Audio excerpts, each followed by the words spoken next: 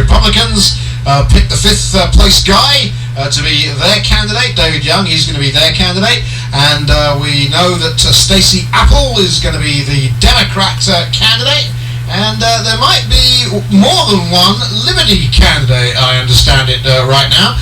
Somebody who describes himself as a Liberty person, Bryan Jack Holder, is on the phone with us right now. You intend to run as an independent, I understand, Bryan? Yes, I do, Simon. I intend to be a nominated by petition candidate for the 3rd District this fall. Okay, and why? Well, I just feel that there's certain issues, there's certain problems in this country that neither political party either wants to resolve, or they want to keep using them as political footballs to gain an advantage over the other side. And it's a shame that they've got everyone at each other's throats almost, and the country's heading towards a very, very dark place. So, okay, we like to live in the real world here, okay, Bryan? So you're not absolutely. So you're not going to win. Okay. No, absolutely not. Okay, it's not about winning. All right, no, and I appreciate your honesty. You're not going to win. Oh, I know that. So what are you going to achieve? Well, this is to bring a voice to certain issues. About 6 months ago, I found that there's a defect in our Constitution. The very first amendment to the Bill of Rights, called Article the First, was never ratified by the states. It was passed by the first Congress, and it would have limited a congressional district to 50,000 people. And it was James Madison's intent to create a republic and to have districts small enough that people did receive enough representation so they had a voice in their government. So our districts now are 760,000 people, and there's way too much power concentrated in way too few hands, and there's no transparency, there's no accountability, and these elected officials, they act like they're not even responsible for the laws that they pass. And so hang on a second. So if you have your way, what you're telling us is there'll be a heck of a lot more people in Washington D.C. as politicians. Well, what I'm doing is I'm no, don't wiggle. You've listened to this show, I'm sure. Nobody wiggles here. If we go down your road, we're going to end up with a whole bunch of more politicians in Washington D.C. You just hope they're citizens. Yeah, I'm not taking a paycheck, and so what I'm doing is I'm recruiting volunteers for any Iowans that live in the 3rd District that want to come with me to Washington, and we will all work together. We'll meet every day when Congress isn't in session, and we'll discuss the proposed legislation. We'll discuss the issues of the day, and all this information will be broadcast back to the district, and I want people to actually be able to participate in the government and sort of take it away from the special interests and the lobbyists, and I'm not taking a paycheck to do this. So Congress would never expand the size of the House on their own. So we, the people, are going to have to do this ourselves, and I make a commitment to everyone that I'm not going to take any money to run for office, and I wouldn't accept a paycheck from this federal government if I won in an alternate universe. So.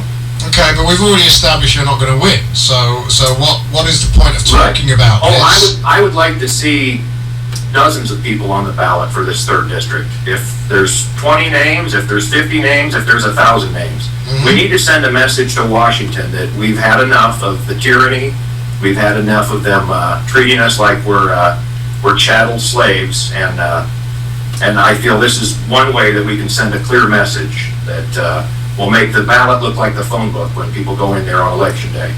Okay, all right. So that would be very interesting. So you hope that there's give me a realistic number. How many people do you want to see on the ballot?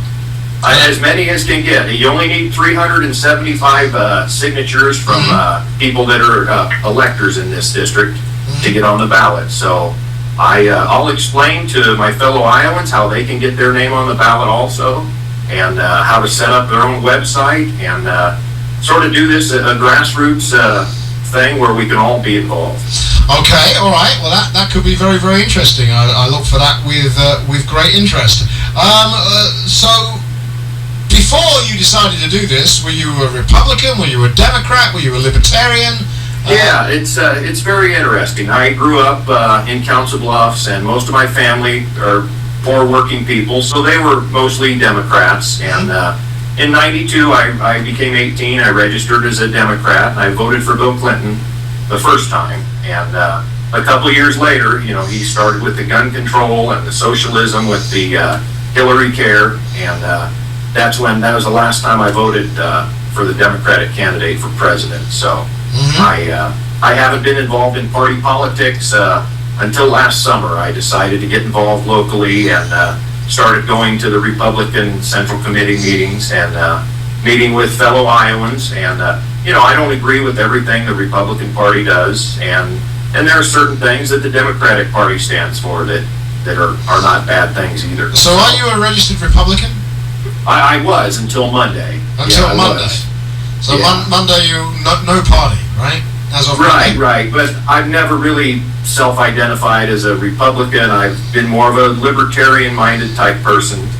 But I didn't feel like joining a third party just to fight for liberty. I don't think you should have to, lead one of the two parties. I wish there were people like me in the Democratic side that would stand up for the Bill of Rights and the Second Amendment. With Bryan Jack Holder, he intends to run for the 3rd Congressional District. Right now that would be against Stacey Apple, the Democrat, and David Young, the Republican. We're going to continue that conversation very shortly right here on News Radio 1040 WHO. We are in the middle of a conversation with Bryan Jack Holder. Relation to Eric Holder, I'm assuming? No, I am not. Excellent. All right. Just wanted to check. And one thing, he might be around your Thanksgiving table. I wanted to know. Oh yeah, and I'm not a lawyer either, so I have a law degree, but I never have taken the bar exams. All right. Well, we've got people that want to ask you some stuff, Bryan. So we're going to bring him on with you right now. Absolutely. Go right Bryan ahead. wants to run as an independent in District Number 3. Let's start off with Mike. You're on 1040 WHO, Mike. Hi, Simon. How are you today? I'm good, man. I listen to you most daily. Thank you. And I don't agree with you all the time. That's okay, too. I'm not a blue state, and I'm not a red state, man. I'm really trying to strive for people to become purple, because that's what we need. We need some commonality, and the last caller that we had made me just shake my head thinking... Well, he's still on the phone. He can hear you. Just thinking that we have such a mess right now with what we have there. To add more just seems astronomically crazy to me. Maybe not. I'm no Rhodes Scholar, or I have no degrees of any kind. He said he's, from Burlington and a working class family and registered as a Democrat, because those people are the people who normally represent us the best. All right. Well, let's see what he has to say. More government is crazy, Bryan. Oh, I'm not proposing more government. I'm just proposing more people are involved in the government. I would serve as like the executive of this council of volunteers, and I would sort of serve as a check and balance on any unconstitutional laws that Congress proposes. Okay, so hang on, just so I'm clear, and so Mike can understand as well. You want a whole bunch of volunteers to turn up in Washington D.C. One of the most expensive cities in the country to live in. Where are they going to live, and how are they going to feed themselves? I'm going to rely on people's charity. If I'm not a good enough person that someone wouldn't allow me a place to sleep at night and to study and to... well, if you're elected, you can sleep in your office. I'm talking about the 20 volunteers. Well, there's plenty of people that are retired that have money. There's some people that still have money from the stock market. All right. And okay. anyone that wants to go, I think I'm offering people a better deal than both of the parties are offering. All right. I just wanted to be clear how this was going to work financially. Let's talk to Carla right now. Hi, Carla. You're on 1040 WHO. Yes, I'd just like Jeff to clarify. He loosely identifies himself as running as a libertarian candidate. He's running I can even answer that for him. He said he's running as an independent, but he is most closely aligned with libertarian values and opinions. Okay, I'll go with that. That pretty much concludes my conversation. The Libertarian Party does have a candidate for the 3rd District. I'm understanding it does not yet have a candidate for the 3rd District. My understanding is Ed Wright, somebody called Ed Wright, is wanting to run, but to my knowledge, and he's certainly not been in touch with me. If he was, he would be welcome on this show. He would like to talk to you. Well, Right now, he's at the Libertarian Convention in okay. Ohio. I'm not very hard to get hold of, so you should probably, if you know him, have him get in touch, all right? I will do that. We'll definitely get him on. There you go. There's Carla. All right, Bryan. So, what's if I made you emperor for the day? What's the one thing you'd want to get achieved in Washington D.C.? Well, The there's one a policy. Sure. There's one existential crisis that really bothers me, and that's our electrical grid has not been secured against an EMP attack or a coronal mass ejection. We could be living 150 years ago if we got hit with either one of those, and there would be years before we could restore the Well, grid. let's take those in reverse order. What are you going to do to defend this country against Yellowstone exploding? Oh, I can't stop the sun. There's nothing I Well, I can do to stop the know. sun. We're not talking about the sun. We're talking about Yellowstone. Yeah, the caldera. Yes, I can't do anything about the caldera either. So there's nothing you can do about the sun and the X-rays that are coming off that, and there's nothing you can do about Yellowstone exploding. So there's nothing you can do about that.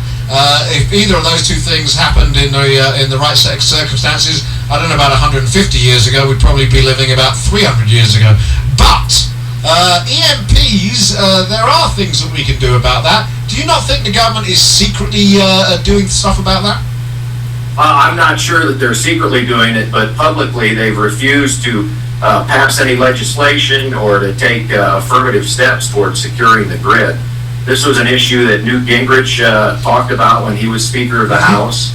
There's a wonderful book by the author William Forstchen called 1 Second After, which it's a fictional description of what life would be like 1 second after the grid went down. And it's really scary when you look and you see what could possibly happen. All of the critical infrastructures, the food supply, the water supply, the communications, emergency services, law and order, all of this stuff is hanging by a thread if we were hit with such an attack. Well, there might be an upside to this. We wouldn't be able to hear from our politicians. Well, that's probably good too, but then we have a country with thousands of warlords, and it'd be like China was 100 years ago. I don't know, listen, warlords may not be such a bad idea, I don't know. I don't know, I've got a bad back, so I don't think I'd be very good out in the field working for someone. Yeah, I got a good friend. He told me, hey, if that ever happens, you know where to come. And there's weapons, there's food, there's water, and we'll just live in the compound.